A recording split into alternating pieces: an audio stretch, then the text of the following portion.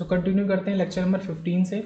सबसे पहले नोट में लिखा हुआ है कि एक फंक्शन है ए नॉट सैम्पलिंग ऑफ के टी, जो जस्ट हमने प्रीवियस लेक्चर के लास्ट में देखा था। तो उसका फोरियर ट्रांसफॉर्म जो एक्स ओमेगा है उसका ग्राफ कुछ इस तरीके का बनेगा। ए नॉट पाई बाई के उसका एम्पलीट्यूड होगा और माइनस के से के तक, बिकॉज यहाँ पे ये के है। सो एग्जाम्पल देखते हैं 1 एक्स टी अगर आपका 2 सैम्पलिंग ऑफ 5t के फॉर्म में है, जहाँ पे आपका ए नॉट है 2, के है 5, तो आप कैसे बनाएंगे -5 से 5 तक, यानी क्योंकि ये ए नॉट पाई बाई के है तो 2 पाई अपॉन के मतलब 5, 2 पाई अपॉन 5 इसका हाइट और -5 से 5 तक। तो बस क्या होता है, बस ये आपको चेक करना है और कंपेयर किससे करना है, इसके साथ कंपेयर करना है आपको सिग्नल जो भी सैम्पलिंग वाले मिलेंगे फोरियर ट्रांसफॉर्म के क्वेश्चन के अंदर। लाइक अगर ऐसा कि मैंने एक्स टी पूछा है हमसे और हमें ये दिया है, तो इससे हम चेक कर लेंगे कि क्या चीज़ क्या है। तो ये तो के बता दिया इसने कि के हमारा 4 है। ए नॉट देखेंगे तो ए नॉट क्या होता था हमारा,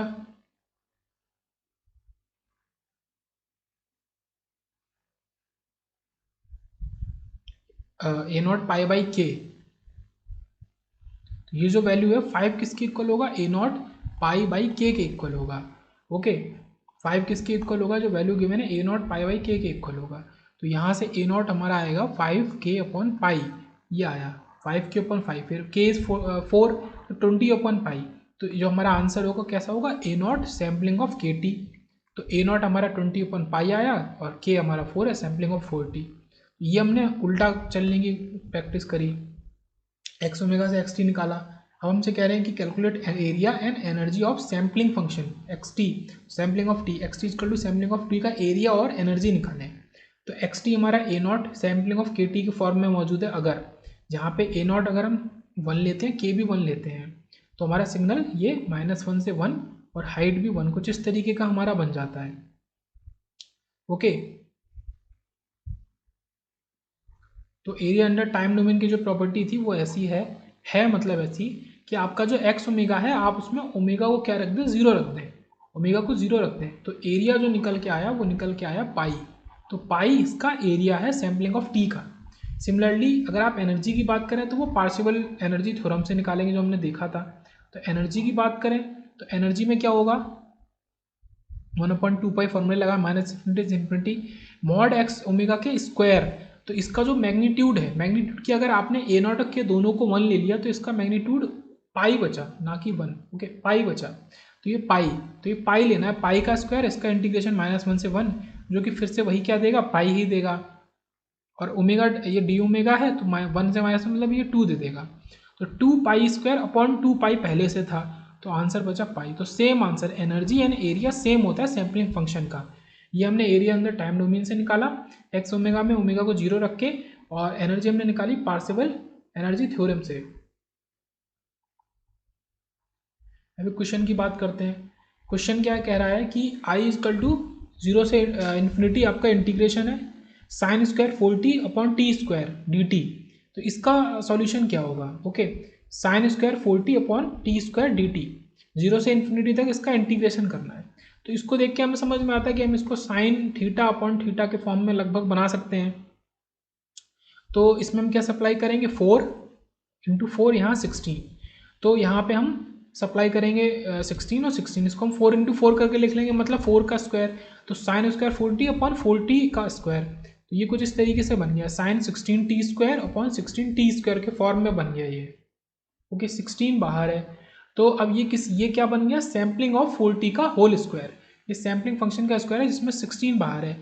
अब इसका इंटीग्रेशन 0 से इन्फिनिटी तक कह रहे हैं, तो हम क्या कह रहे हैं कि इसकी एनर्जी हम पूछ रहे हैं, एनर्जी ऑफ सैम्पलिंग 40 अपॉन 2 0 से इन्फिनिटी तक के लिए।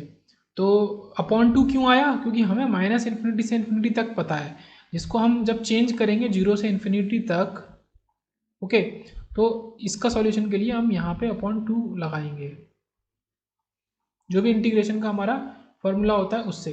तो 16 अपॉन 2 और ये इसकी एनर्जी जो कि क्या होती है, पाई, और पाई क्योंकि 4 ये 4 है तो पाई बाई 4 के इक्वल होगा। पाई बाई के बोले, वहाँ पे हमने इसको जो भी इसके अंदर था उसको क्या लिया था, 1 लिया था, यहाँ पे ऐसा नहीं है, यहाँ पे मौजूद है। तो 16/2 अलग और पाई बाई 4 अलग, तो answer is 2 pi. Sampling of T की क्या होती है, पाई, ये हमने सीखा है। सैम्पलिंग ऑफ 4t की 4, π/4। तो जो भी हमने स्केलिंग करी है उसको हम सीधे से पता है कि डिवाइड कर देते हैं आंसर में, तो इस तरीके से और निकाल सकते हैं। अब आते हैं अलग कॉन्सेप्ट के ऊपर सीधे से। अब हम अगर बात करें कि एक्स टी और एक्स ओमेगा पेयर की, जैसे कि एक्स टी हमारा और सी एन पेयर हुआ करता था। X T C N pair कहाँ होता था? फोरियर सीरीज में। ये क्या है? Fourier transform. यहाँ पे एक्स टी और एक्स ओमेगा के पेयर होंगे, तो सेम पेयर है। जैसे रियल का कॉन्जुगेट के संग होता है तो कॉन्जुगेट का रियल, इमेजनरी का किसके संग होता है? कॉन्जुगेट एंटीसिमेट्रिक के संग, तो कॉन्जुगेट एंटीसिमेट्रिक इमेजनरी। तो ये बात किसकी कर रहे हैं? एक्स टी की। ये बात कर रहे हैं एक्स ओमेगा की, उसके फोरियर ट्रांसफॉर्म की। अगर कोई फंक्शन कॉन्जुगेट एंटीसिमेट्रिक है तो उसका फोरियर ट्रांसफॉर्म इमेजनरी होगा। इवन का इवन, ऑड का ऑड, नीनो का Nino, neither even nor odd. Real plus even, अगर आप इवन लेते हैं, इवन आपका कुछ भी होता है, इवन मौजूद होता है किसी भी संग, रियल के संग या इमेजनरी के संग, तो वो सेम रहता है। तो ये 5 केस तो सेम वाले हुए बीच में। अब बात करते हैं डिफरेंस कहाँ पे आता है। डिफरेंस हमारा ऑड के संग आता है। अगर ऑड के संग हम रियल को लेते हैं तो वो ऑड के संग इमेजनरी बन जाएगा, और ऑड के संग इमेजनरी एक्स टी लेते हैं तो उसका फोरियर ट्रांसफॉर्म ऑड के संग रियल देगा। यहाँ पे जो चीज़ हमने नहीं पढ़ी थी उनको भी देखते हैं। कंटिन्यूस आपका नॉन पीरियोडिक में चेंज होगा, सिमिलरली आपका नॉन पीरियोडिक कंटिन्यूस में चेंज होगा। तो कंटिन्यूस और नॉन पीरियोडिक का पेयर है, और नॉन पीरियोडिक और कंटिन्यूस का। तो डिस्क्रीट का किसके साथ पेयर है? डिस्क्रीट का आपका पीरियोडिक के साथ पेयर है। ओके, डिस्क्रीट सिग्नल आपका अगर एक्स टी डिस्क्रीट होगा तो फोरियर ट्रांसफॉर्म उसका पीरियोडिक होगा, एंड सिमिलरली आपका जो पीरियोडिक है वो डिस्क्रीट है। तो ये जो पेयर है कि कंटिन्यूस नॉन पीरियोडिक देगा, और फिर उसका उल्टा तो कोई बात नहीं, तो continuous non periodic discrete periodic, ये याद रखना। थोड़ा सा ट्रिकी अलग है, लेकिन इसको कैसे याद रखें कि discrete is short in spelling, छोटा होता है, और हमारा पीरियोडिक भी। Continuous is long in spelling, तो हमारा नॉन पीरियोडिक। तो ऐसे मतलब ट्रिक से याद रख सकते हैं। बाकी कंटिन्यूस के संग अगर पीरियोडिक होगा तो बिल्कुल अलग बदल जाएगा, आपका नॉन पीरियोडिक के संग डिस्क्रीट बन जाएगा वो। ओके, और अगर आपका नॉन पीरियोडिक दिस इज के संग डिस्क्रीट होगा तो नॉन पीरियोडिक की वजह से क्या बनेगा? कंटिन्यूस, और डिस्क्रीट की वजह से क्या बनेगा? पीरियोडिक। तो ऐसा बन जाएगा। लेकिन कुछ ऐसा भी केस आता है कि कंटिन्यूस और नॉन पीरियोडिक, तो जो अपने मतलब एक दूसरे के पेयर हैं, तो कंटिन्यूस नॉन पीरियोडिक दे देगा और नॉन पीरियोडिक कंटिन्यूस, तो वो सेम ही रहेंगे। तो ये जो 2 केस हैं 4 में से, यहाँ पे सेम रहेंगे। तो ये सब कुछ याद रखना है, बहुत ज़्यादा हार्ड भी नहीं है लेकिन याद रखना है। तो ऐसा डायरेक्ट क्वेश्चन पूछ लिया जाता है कि हमें मैच करना होता है कि कौन किसके संग मैच करेगा। तो रियल प्लस इवन, क्योंकि इवन है तो सेम, रियल प्लस ऑड तो इमेजनरी प्लस ऑड बना देगा, इमेजनरी प्लस इवन, इवन है तो सेम, और सेम, और ऑड है तो रियल प्लस ऑड, ऐसे पूछ लिया जाता है। बाकी एक क्वेश्चन देखते हैं कि एक्स टी का Fourier transform x of J omega है, तो वो किसके इक्वल है? 2 साइन ओमेगा अपॉन ओमेगा, जो कि क्या है? रियल प्लस ऑड है, रियल प्लस ऑड है। ये क्या है? X of J omega. तो एक्स टी कैसा होगा ये हमसे पूछा है। ये एक्स ऑफ जे ओमेगा है, ये रियल है क्योंकि इसमें जो कोई भी जे का टर्म नहीं है, साइन है तो ऑड है, तो इसका ऑड की वजह से बदल जाएगा। इसका जो उल्टा मिलेगा हमें एक्स टी, वो मिलेगा इमेजनरी प्लस ऑड।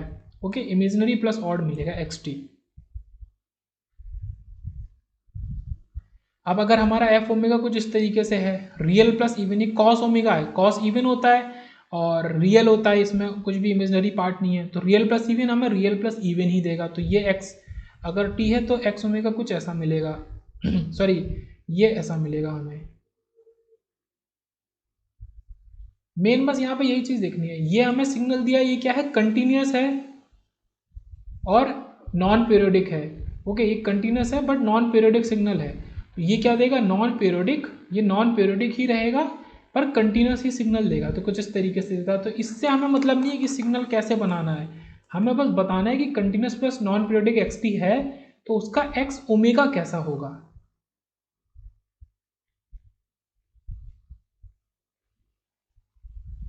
अब लास्ट टॉपिक की बात करते हैं, calculation of C N. This is very important.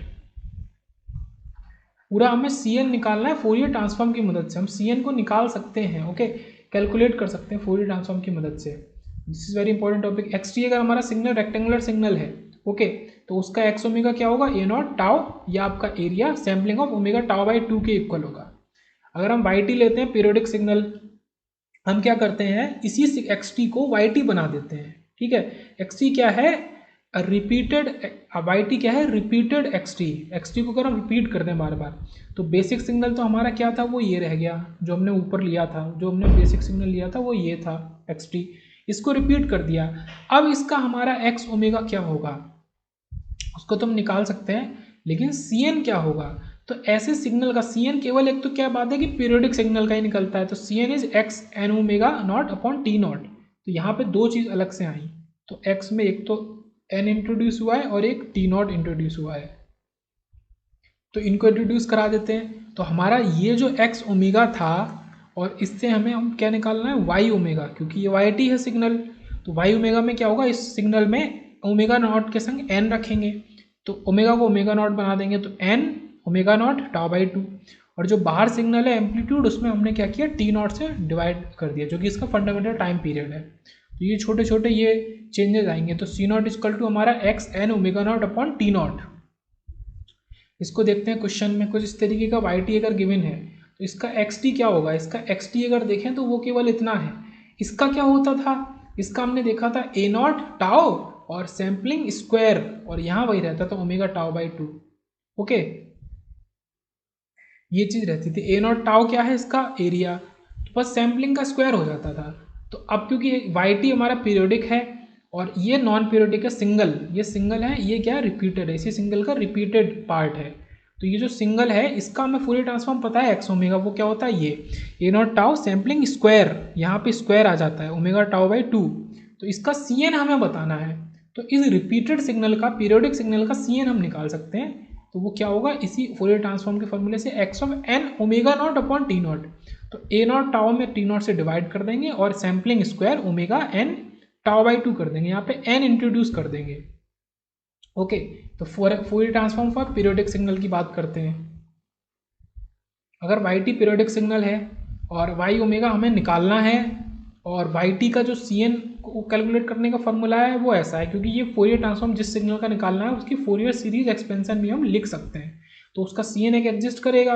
Okay, तो C N E raise to J N omega not T, अगर हम लिखें कि ये 1 के इक्वल है, 1 का क्या होता है 2 पाई डेल ओमेगा, इसमें सी एन को मल्टीप्लाई करते हैं 1 में सी एन, तो ये 2 pi c n into del omega, और अगर सी एन के साथ ई रेस टू जे भी कर दें, ये क्या टाइम में हम ये कर रहे हैं, तो फ्रीक्वेंसी में क्या करेंगे, शिफ्टिंग करेंगे, very important to calculate this. तो अगर टाइम में हम ई रेस टू समथिंग का टर्म इंट्रोड्यूस कर रहे हैं, तो हमें फ्रिक्वेंसी डोमेन में शिफ्टिंग करनी पड़ेगी, तो 2 पाई समेसन माइनस इन्फिनिटी से इन्फिनिटी सी एन और del of omega minus N omega not, तो ये क्योंकि हमने ये इंट्रोड्यूस किया तो हमने यहाँ पे ये किया माइनस एन ओमेगा नॉट किया। ओके, हमने ये भी इंट्रोड्यूस कर दिया समेसन इन्फिनिटी से इन्फिनिटी सी एन को। अब ये क्या होगा, ये हमारा किसके इक्वल हो गया, ये पूरा हमारा वाई ओमेगा के इक्वल हो गया, जो कि हमें कैलकुलेट करना था। ओके, जो कि हमें कैलकुलेट करना था, तो ये किसके इक्वल है, 2 पाई हमने जो इंट्रोड्यूस करे इससे। ओके, डेल ओमेगा हमारा होता था, तो 2 pi summation N in minus infinity से इन्फिनिटी सी एन और del of omega minus N omega not, तो ऐसे निकाल सकते हैं। तो इसको निकालते हैं, क्वेश्चन में करके देखते हैं। ये सिग्नल है हमारा, इसका हमें वाई ओमेगा निकालना है, सी एन इसका ऐसा है, C N equal to A not tau upon T nought, जो कि अभी कैलकुलेट किया था, ये हमने ऊपर से कैलकुलेट किया था। ओके, तो क्या करेंगे, इसी में 2 पाई मल्टीप्लाई करेंगे, इस टर्म को माइनस इन्फिनिटी से इन्फिनिटी तक इंटीग्रेट करेंगे, a not tau by t not, ये क्या है, ये पूरा हमने किसको रखा है, ये पूरा हमने किसको रखा है, सी एन को रखा है, ये सी एन है, और into del of omega minus N omega not तो है। तो इस तरीके से हमने वाई ओमेगा निकाला। तो सी एन निकालने का फॉर्मूला ऊपर देखा था, वो ये था। ओके, सी एन निकालने का जो कि सिंगल होना चाहिए, फंक्शन का आपको पता होना चाहिए, तो आप पीरियोडिक का निकाल सकते हैं। तो ये जो सिंगल फंक्शन है, कभी भी आपको पीरियोडिक सिग्नल मिले जिसका कि आप डायरेक्ट फूरियर ट्रांसफॉर्म नहीं निकाल सकते, आप सिंगल का अप्रोच करें, इस सिंगल का आप निकाल सकते हैं सी एन, और इस सी एन से आप निकाल सकते हैं ये 2 pi summation N minus infinity से इन्फिनिटी, पूरे सी एन को रखते हैं और साथ में del N omega minus N omega nought को रखते हैं। तो ईजी है, मतलब कुछ क्या स्टेप्स इन्वॉल्व हैं जिनको पैटर्न से याद करना पड़ेगा। And y t is equal to summation N minus infinity से infinity del of t minus n t naught, इसका वाई ओमेगा निकालना है। तो इसका क्या होगा, फिर वही चीज़, सिंगल का सी एन आपको पता होना चाहिए। सी एन करने के लिए क्या है, एक्स ओमेगा में आप N omega nought upon T not, ये सी एन निकालना है सिंगल फंक्शन का। मैं बातों को रिपीट कर रहा हूँ बार बार एकदम जिससे याद हो जाए। तो इस सिंगल फंक्शन का आपने एक्स ओमेगा आपको पता है 1 है, आपने सी एन निकाला तो X N omega nought upon T nought, क्योंकि ओमेगा नॉट का कोई टर्म ही नहीं था तो एन कहाँ ऐसे आएगा, केवल 1/टी नॉट हो जाएगा।